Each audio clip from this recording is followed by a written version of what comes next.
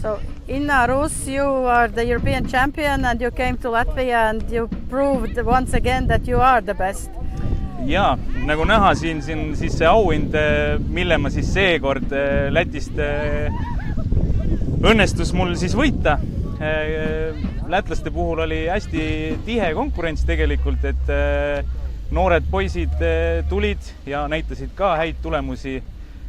Mis ma enda koha pealt oskan ütelda, et võib-olla tänase võistluse puhul see kogemus, see, mis lava peal ikkagi tuleb sisse, see närv, võid olla küll käinud ja näinud neid asju, aga sellel väikesel võistlusel tegelikult tuli sisse see närv, millega Eesti koondisel on vaja tööd teha.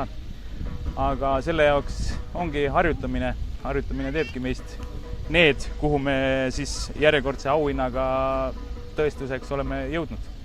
Aitäh teile kõigile!